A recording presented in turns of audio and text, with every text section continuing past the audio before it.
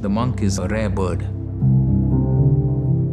You're just not looking to recruit warm bodies.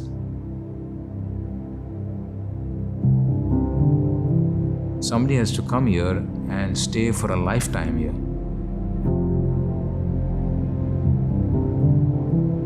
A lifetime. There's no question. Your only exit is out there in the cemetery. You might come with what you think is faith into the monastery and suddenly realize you have none. Because you got to negotiate a life where it's every day you got to exercise faith. I found that Christ is the ground.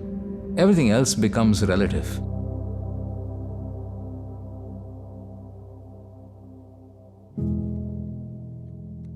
A monk is somebody who lives to be near God, and they're willing to give up everything for that.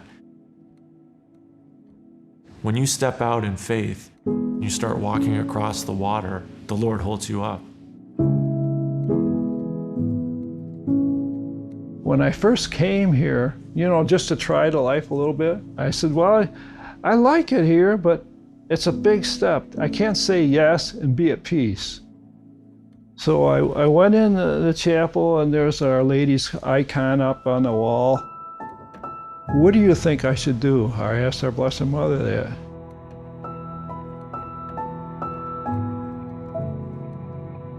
Immediately, a wonderful peace came over me, and I just knew I belonged here. And I always hung on to that, no matter what kind of trial I went through or what kind of darkness I went through. I said, am I going to believe my broken self, or am I going to believe our Blessed Mother? The thing I think that I found very liberating in a great way was, this is God's will for me. And this is what I find important in life, that this is that God willed for me. And taking my vows was the day of liberation. That settled it. The desire for the transcendent is a powerful one in all of us, but it's the other piece that makes it difficult, because it's the purification and the transformation process that's so difficult.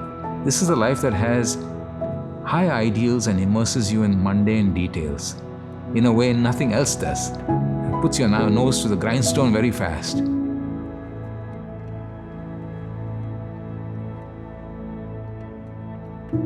The environment here is so nurturing, it's very free and open and spacious. The schedule, it seems constrained. This is the paradox of monastic life. It seems very limited and circumscribed in many ways, but once you internalize that structure, it's in fact wide open, and you're able to be yourself and express yourself.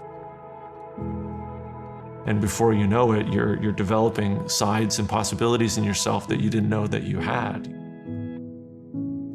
I found God in such a beautiful way. I never thought it would be that great.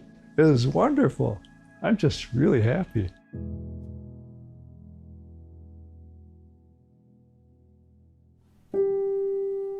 We support ourselves by the work that we do. So Trappist monasteries operate bakeries or breweries. When the monks started here, the bread bakery just really took off.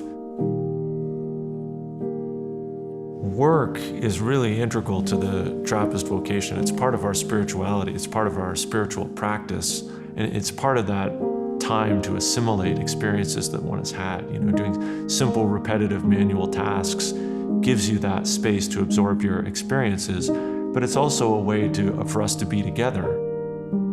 There's a lot of activities, a lot of time in solitude during the early morning hours and through the course of the day. We have a lot of time alone. Work is one of the times when we're together and interacting with one another, so it's community building.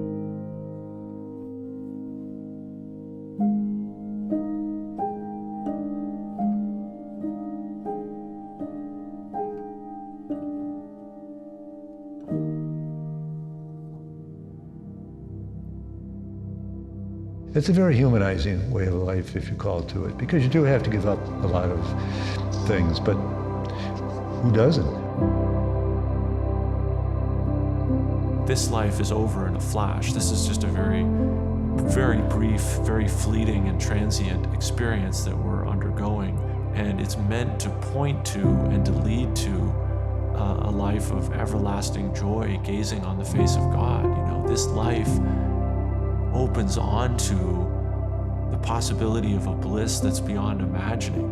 You know, a monk is somebody who's had a taste of the reality of God. You've been touched by God and saved by God, and you want to spend your life giving thanks.